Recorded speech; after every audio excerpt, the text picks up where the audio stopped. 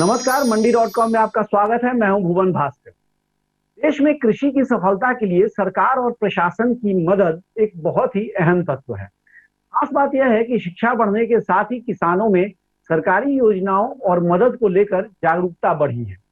किसान उत्पादक संगठनों ने इस माहौल को और ज्यादा अनुकूल बनाया है, लेकिन इन सब के बावजूद कहीं न कहीं इन स्कीम्स और सरकारी नीतियों तक किसानों की पहुंच को सरल बनाने में एक गैप रह जाता है। मंडी.com में अक्सर हम कोशिश करते हैं कि इस गैप को कम किया जा सके, और इसी कोशिश के तहत आज हम अपने साथ कार्यक्रम में एक खास मेहमान को जोड़ रहे हैं, जिनसे आपको हम कई तरह की सरकारी जो स्कीम्स हैं, योजनाएं हैं, उनके और किसानों के बीच के इस गैप को उनके साथ कम करने की कोशिश करेंगे। आइए उनसे आपका परिचय करा देते हैं। हमारे साथ आज कार्यक्रम में जुड़ रहे हैं Ritwik Bahuguna. Ritwik London School of Economics से स्नातकोत्तर हैं और पिछले 12 वर्षों में एशिया और अफ्रीका के कई सरकारों के साथ एग्री बिजनेस सेक्टर में सलाहकार के तौर पर काम कर चुके हैं। ऋत्विक बहुगुणा की अपनी एक नॉन प्रॉफिट संस्था है, रूट्स फाउंडेशन, जो 75,000 से ज्यादा किसानों के साथ टेक्नोलॉजी ट्रांसफर और मार्केट लिंकेज पर काम भी कर रही है। ऋत्विक, आपका बहुत बहुत स्वागत है हमारे कार्यक्रम मंडी.com। धन्यवाद। बातचीत की शुरुआत ऋत्विक हम करते हैं, जो हम अभी बात कर रहे थे सरकारी स्कीम्स के बारे में, लेकिन इस बातचीत को मैं शुरू करना चाहूंगा खास तौर से जो एक पिछले कुछ महीनों में खास तरह की परिस्थिति अपने देश में, और अपने देश में क्या पूरी दुनिया में पैदा हुई है, कोरोना महामारी को लेकर। और हमने देखा है कि अपनी केंद्र सरकार ने भी इस महामारी के आने के बाद कई सारी स्कीम्स, कई सारी नीतियों की घोषणा, कई सारे कार्यक्रमों की घोषणा खास तौर से की है, जिसका उद्देश्य सीधे तौर पे जो छोटे और मझोले किसान हैं उनको मदद पहुंचाने का है।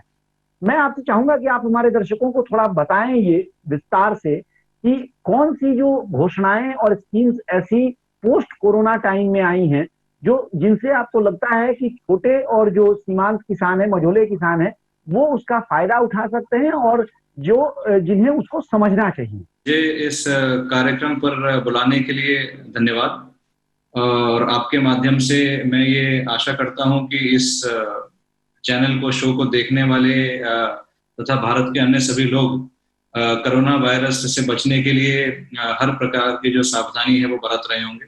पिछले 6 महीने सभी के लिए बहुत कठिन रहे हैं, बट अब अनलॉक शुरू हो गया है, धीरे धीरे इकोनॉमी खुल रही है और बिजनेसेस जो हैं वो वापस अपने फुल ऑपरेशंस पे आ रहे हैं। जहां तक हम कोरोना वायरस की बात करें, हम ये देखते हैं कि कुछ सेक्टर्स जो हैं, चाहे एविएशन हो, हॉस्पिटैलिटी हो, उन सेक्टर्स में इसका जो प्रतिकूल इम्पैक्ट रहा है वो बहुत रहा है।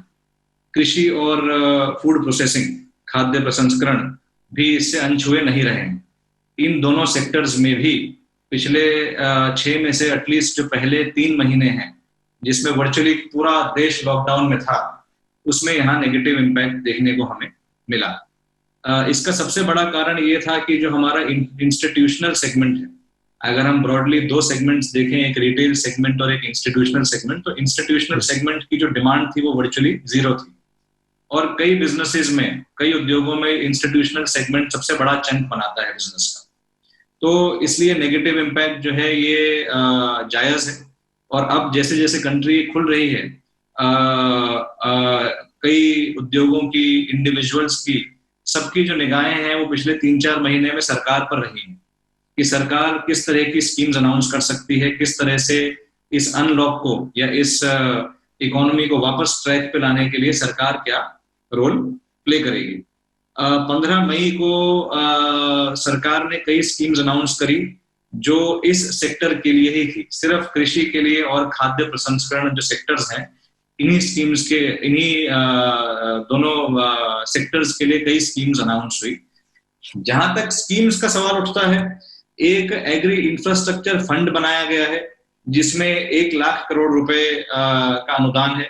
एक 10,000 करोड़ रुपए ईयरमार्क करे गए हैं स्पेशली माइक्रो एंटरप्राइजेस के लिए, सूक्ष्म एंटरप्राइजेस के लिए, कि उनको कैसे हम रजिस्टर्ड कैटेगरी में लाएं। मैं उस स्कीम पे इस प्रोग्राम में बाद में आऊंगा, बट मेजॉरिटी, एक मेजर चंक जो माइक्रो एंटरप्राइजेस का है वो इनफॉर्मल सेक्टर में है, अनरजिस्टर्ड ऑर्गेनाइजेशंस हैं। तो इस स्कीम के तहत सरकार चाहती है कि हम इनको एक रजिस्टर्ड फ्रेमवर्क में लाएं। Animal husbandry infrastructure development fund है, जिसपे 8-10 दिन पहले सेक्रेटरी महोदय के साथ एक हमारा बहुत ही अच्छा वेबिनार हुआ और 15,000 करोड़ रुपए जो है वो इसके लिए एलोकेट किए गए हैं।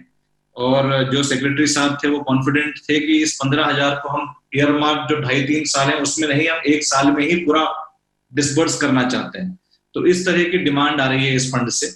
उसके बाद एक डायरेक्टली इम्पैक्टिंग फंड नहीं है, पर जो बैक एंड पे डेयरी सेक्टर को इम्पैक्ट करेगा वो है National Animal Disease Control Programme. इसके लिए भी अबाउट 13,000 करोड़ रुपए एलोकेट करे गए हैं। अबाउट 20,000 करोड़ रुपए रखे गए हैं प्रधानमंत्री मत्स्य संपदा योजना के लिए। और एक पुरानी स्कीम है ऑपरेशन ग्रीन्स की, जो सिर्फ 3 फोकस क्रॉप्स उनकी रहती थी, टमाटर, प्याज और आलू। उसके एम्बिट को भी बढ़ा दिया है और जितने फल सब्जियां हैं अब इस ऑपरेशन ग्रीन्स के तहत अंदर आ गए हैं। इसका बजटरी एलोकेशन भी बढ़ा दिया है जी। और एक 4,000 करोड़ रुपए का जो फंड है वो हर्बल कल्टीवेशन और 500 करोड़ रुपए का जो फंड है वो बी कीपिंग के लिए। तो अगर हम देखें इन रेगुलेटरी चेंजेस को और इन सारी अनाउंसमेंट्स को, तो 3 या 4 मूलभूत मैसेज निकल के आते हैं जो सरकार देना चाहती है। पहला मैसेज ये है कि किसानों को फ्रीडम होनी चाहिए अपना उपज वहां बेचने के लिए जहां उसको प्राइस सबसे ठीक मिल रही है। इसी मैकेनिज्म को इंस्टीट्यूशनलाइज कैसे करा जाए।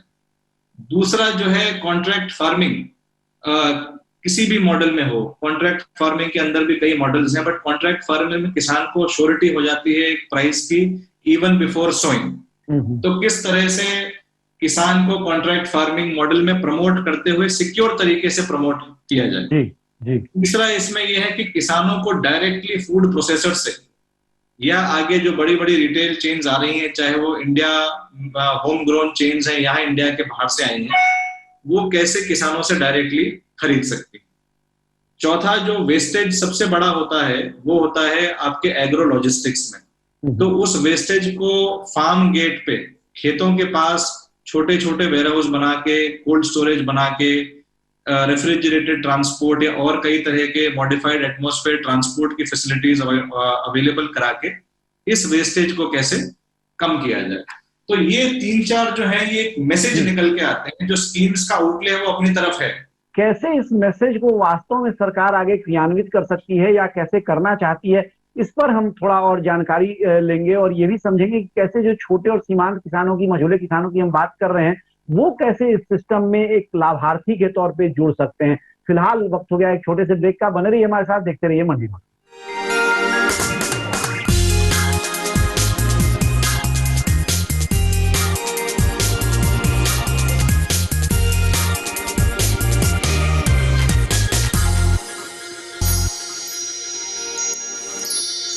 फिर स्वागत है आपका मंडी.com में। हम आज बात कर रहे हैं जो सरकार की उन नीतियों और कार्यक्रमों के बारे में जो कोरोना के आने के बाद और लॉकडाउन के बाद सरकार ने घोषणा की हैं, और लगातार उनमें हमने देखा है कई छोटी छोटी घोषणाओं के साथ उनमें कई नई चीजें जोड़ी गई हैं। उन घोषणाओं से, उन स्कीम्स में कैसे छोटे और मझोले किसानों की हिस्सेदारी बन सकती है, कैसे वो ज्यादा से ज्यादा लाभान्वित हो सकते हैं, इस बारे में बात करने के लिए हमारे साथ एग्री बिजनेस सेक्टर के जानकार ऋत्विक बहुगुणा हैं। ऋत्विक, ये हम उस विषय पर आते हैं जो ब्रेक के पहले आपने बहुत विस्तार से सारी योजनाओं की जानकारी हमें दी है। 2 तरह की योजनाएं आपने बताई की है।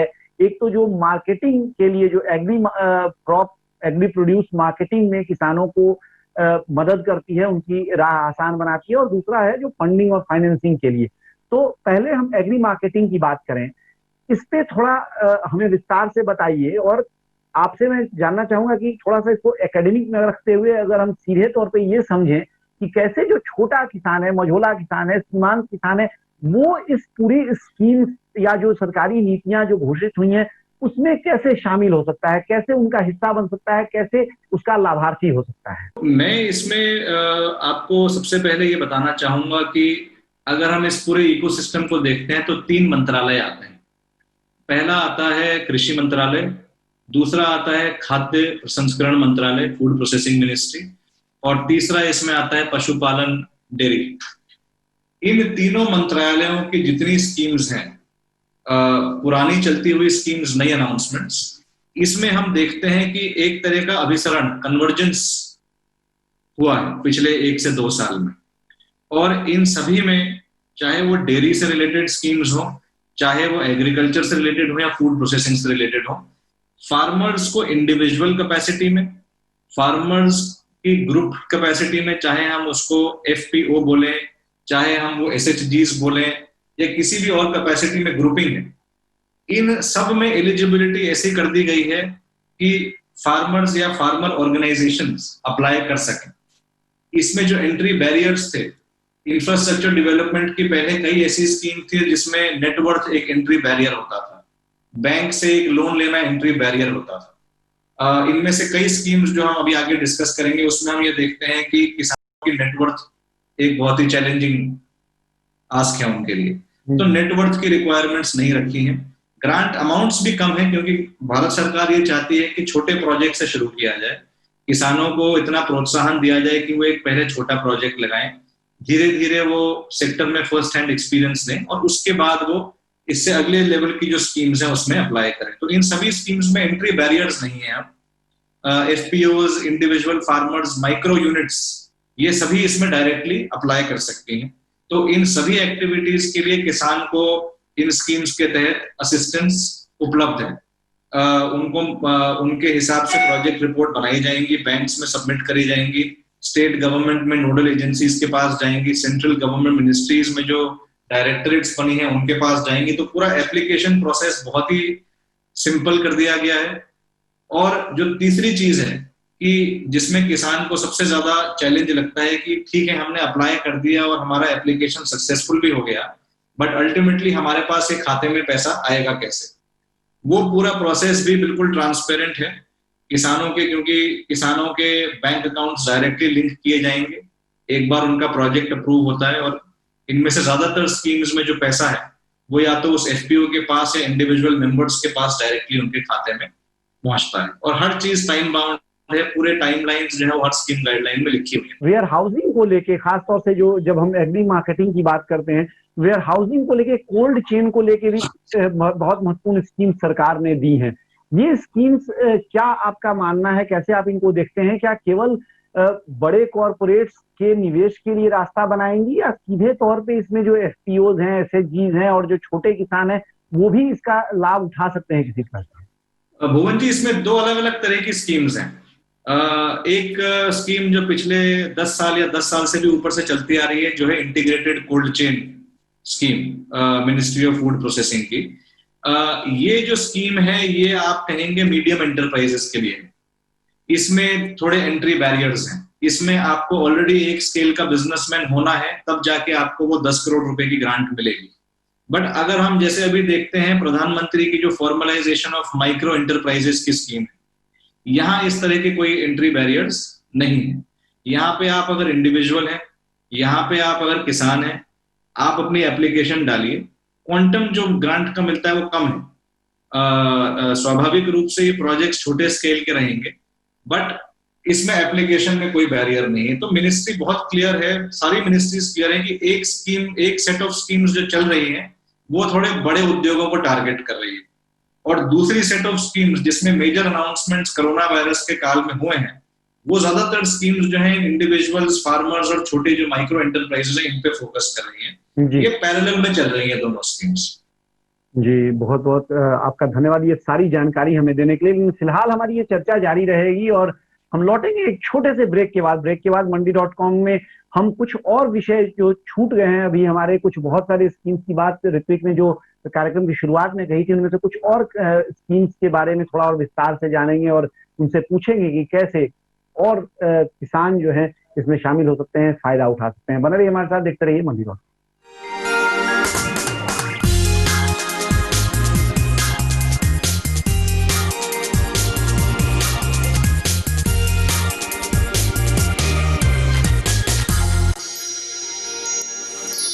एक बार फिर स्वागत है आपका मंडी.com में। हम बात कर रहे हैं आज सरकारी नीतियों और उन कार्यक्रमों के बारे में जो खास तौर से कोरोना लॉकडाउन के बाद सरकार ने घोषित किए हैं और जिनका उद्देश्य, जिनका लक्ष्य छोटे किसानों को कहीं ना कहीं लाभ देना है। और जैसा हमारे आज के मेहमान ऋत्विक बहुगुणा बता रहे थे कि जो सबसे खास बात इन योजनाओं की है वो ये है कि इसमें एंट्री बैरियर नहीं रखा गया है, जो कि पहले की तमाम स्कीम्स में होता था, जिसके कारण कि जो छोटे किसान थे, जिनका कि पहले से कोई बहुत ज्यादा आर्थिक तौर पे वो सशक्त नहीं थे या उनके पास दिखाने के लिए कोई नेटवर्क नहीं था, वो उन स्कीम्स में शामिल नहीं हो पाते थे। वो एक जो एंट्री बैरियर है वो नए स्कीम्स में छोड़ दिया गया है। ये एक बहुत महत्वपूर्ण बदलाव आया है जो कोरोना के बाद 15 मई और उसके बाद जो हम लोगों ने छोटी छोटी घोषणाएं सरकार की सुनी है। ऋत्विक, और कौन सी ऐसी स्कीम्स हैं जो इसी आधार पर, जो अभी अभी मैंने कहा, जो आपने पहले लगातार बात कही है, कौन सी ऐसी स्कीम्स हैं जिसमें सीधे तौर पे जो किसान है वो, अगर उसके पास कोई एफपीसी ना हो, कोई दूसरा उसका संगठन ना हो, तो भी सीधे तौर पे उसमें भागीदारी कर सकता है और उसका लाभ ले सकता है, और कैसे, ये भी बताइए।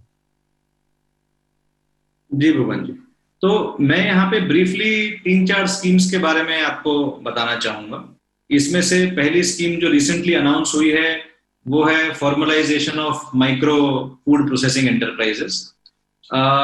ये भारत सरकार का डेटा ये कहता है कि फूड प्रोसेसिंग सेक्टर में 25 लाख अनरजिस्टर्ड यूनिट्स हैं, और ये 25 लाख अनरजिस्टर्ड यूनिट्स जो हैं ये 74% एम्प्लॉयमेंट इनसे आता है, 12% आउटपुट इनसे आता है, और वैल्यू एडिशन 26% इनसे होता है। तो इन अनरजिस्टर्ड इनफॉर्मल सेक्टर की यूनिट्स को रजिस्टर्ड फॉर्मल सेक्टर में लाना बहुत जरूरी है। तो ये स्कीम, इस पूरी हैंड होल्डिंग प्रोसेस जो है इस पे फोकस्ड है। भारत सरकार की इच्छा है कि कम से कम 2 लाख माइक्रो एंटरप्राइजेस को इस स्कीम के तहत अगले कुछ सालों में जो इंसेंटिव है, फाइनेंशियल इंसेंटिव है, वो मिले, और 10,000 करोड़ रुपए इसके लिए एलोकेट किए गए हैं। इसमें एक डिस्ट्रिक्ट स्पेसिफिक ओडीओपी भी है कि एक डिस्ट्रिक्ट से, हर डिस्ट्रिक्ट से एक प्रोडक्ट आइडेंटिफाई किया जाए जिसमें end to end value chain develop करी जाए। जहां तक ग्रांट आउटले का सवाल है, इसमें इंडिविजुअल भी कर सकते हैं, माइक्रो एंटरप्राइजेस भी कर सकती हैं। 35% of the eligible project cost जो है अप टू 10 लाख रुपए, क्योंकि हमने पहले भी मेंशन किया कि एक छोटे प्रोजेक्ट से शुरू करना है, तो यहाँ जो ग्रांट का अमाउंट है वो 10 लाख रुपए का है, up to 35% of the project cost. FPOs और एसएचजीज भी इस स्कीम में डायरेक्टली अप्लाई कर सकते हैं। उनके लिए जो बेसिक एलिजिबिलिटी कंडीशंस हैं एफपीओ के लिए, अगर हम देखें तो कहते हैं कि कम से कम 3 साल पुराना होना चाहिए, कम से कम 1 करोड़ का टर्नओवर होना चाहिए, और 10% ऑफ द प्रोजेक्ट कॉस्ट का जो कंट्रीब्यूशन है वो एफपीओ की तरफ से आना चाहिए। तो ये बहुत ही बेसिक एलिजिबिलिटी क्राइटेरिया कंडीशंस हैं जो किसी ज्यादातर एफपीओज के लिए एक चैलेंज नहीं है। सिमिलर कंडीशंस जो है वो एसएचजीज के लिए भी हैं, जो सेल्फ हेल्प ग्रुप्स। तो पहली स्कीम तो ये है। दूसरी स्कीम हमारी है ऑपरेशन ग्रीन्स की, जो पिछले 1-2 साल से चल रही है। इसमें कोरोना काल में भी कुछ अनाउंसमेंट्स हुए हैं स्कीम को और स्ट्रेंथन करने के लिए। पहला है प्राइस स्टेबलाइजेशन, कि जब भी लगता है कि इस साल के जो हार्वेस्ट की प्राइस है वो पिछले 3 साल की कीमतों से कम है किसान के लिए, या पिछले साल की कीमत से 50% कम है, मतलब भारी कमी आई है, वहां किसान को ट्रांसपोर्ट सब्सिडी भी मिलती है, 50% ट्रांसपोर्ट सब्सिडी भी है और 50% स्टोरेज की सब्सिडी भी। तो और ये कम से कम अगले 6 से 8 महीने तक ये स्कीम वैलिड है। तो जब भी ऐसा ग्लट आता है किसी पर्टिकुलर प्रोडक्शन जोन में, वहां नोडल एजेंसी इसमें नेफिड रहेगी। एप्लीकेशन का प्रोसेस भी बहुत स्ट्रीमलाइंड है इसमें। एक स्कीम और जो है हमने बताया था कि 15,000 करोड़ रुपए animal husbandry infrastructure development fund के लिए हैं। यहाँ भी एफपीओज एप्लीकेंट्स हो सकते हैं। यहाँ भी एंट्री बैरियर्स नहीं है, यहाँ ग्रांट नहीं है, बट 90% प्रोजेक्ट कॉस्ट का जो है आपको लोन के तौर पे उपलब्ध कराया जा सकता है भारत सरकार के द्वारा। मॉरेटोरियम पीरियड जो रखा है और जो रीपेमेंट पीरियड रखा है कंबाइंड 8 साल का रखा गया है, क्योंकि कई छोटी एंटरप्राइजेस होंगी जिनको लंबा टाइम लगेगा लोन वापस करने में। इसमें एक कंपोनेंट जो है वो इंटरेस्ट सबवेंशन का भी है, 3% का इंटरेस्ट सबवेंशन है, और एक क्रेडिट गारंटी का फंड बनाया है जो नाबार्ड के द्वारा मैनेज किया जाएगा। एक लास्ट स्कीम जो है वो एक चौथे मंत्रालय की है, जो है एमएसएमई मिनिस्ट्री हम कहते हैं। उसमें MSECDP स्कीम है, cluster development programme focused only on micro enterprises, कि अगर अनेक 15 से 20 से 25 मतलब मिनिमम नंबर 20 रखा गया है, 20 छोटे छोटे एंटरप्रेन्योर्स अगर एक समूह बना लेते हैं तो उनको जो भी मेजर इंफ्रास्ट्रक्चर लगाने के लिए खर्चा चाहिए, जो उनको बिल्डिंग बनानी है, क्वालिटी के लिए, टेस्टिंग के लिए, डिजाइन के लिए, बेसिक कॉमन इंफ्रास्ट्रक्चर जितना होता है, रोड, बिजली, पानी, इन सब के लिए 90% ऑफ द प्रोजेक्ट कॉस्ट तक की जो ग्रांट है वो भारत सरकार जो है इस स्कीम के अंदर उनको उपलब्ध कराती है। तो इन तीनों चारों मिनिस्ट्रीज की जितनी स्कीम्स हैं इसमें हम देखते हैं कि कन्वर्जेंस है और एक इंटीग्रेटेड वैल्यू चेन अप्रोच जो है वो क्लियरली निकल के आ रहा है। जी जी, इसमें स्टेट्स और सेंट्रल गवर्नमेंट्स दोनों ही भागीदारी हैं इन सभी स्कीम्स में। जी ऋत्विक जी, बहुत बहुत धन्यवाद आपका, ये सारी जानकारियां हमारे दर्शकों को देने के लिए। बहुत ही महत्वपूर्ण जानकारियां आपने दी हैं और ये ऐसी छोटी छोटी जानकारियां हैं जो आम तौर पे हेडलाइंस नहीं बनती हैं, इसलिए इनकी जानकारी बहुत नहीं पहुंच पाती है किसानों तक। इस लिहाज से मुझे लगता है कि ये हमारे जो दर्शक किसान हैं, खासतौर से जो छोटे किसान हैं, मझोले और सीमांत किसान हैं, उनके लिए बहुत लाभदायक होगा। आपका बहुत बहुत शुक्रिया ऋत्विक हमारे साथ कार्यक्रम में शामिल होने के। धन्यवाद भुवन जी। तो ये थे ऋत्विक बहुगुणा जो बता रहे थे हमें जो तमाम ऐसी नीतियां और कार्यक्रम सरकार के आए हैं, जो घोषणाएं आई हैं, खास तौर से 15 मई और उसके बाद में कि छोटे किसान और सीमांत किसानों के लिए, इन SHGs के लिए, FPCs के लिए बहुत सारे अवसर हैं सीधे तौर पे उनसे जुड़ने और लाभ लेने के लिए, उनके बारे में। फिलहाल अब मंडी.com से मुझे आज के इस चर्चा से दीजिए इजाजत, लेकिन बने रहिए हमारे साथ, देखते रहिए वीडियो। आपकी राय हमारे लिए बहुत महत्वपूर्ण है। आप हमारे टोल फ्री नंबर पर कॉल कर सकते हैं और अपनी राय दे सकते हैं। साथ ही आप ईमेल के जरिए भी हमें अपनी राय दे सकते हैं। हमारा ईमेल पता है ncdexmandi@gmail.com।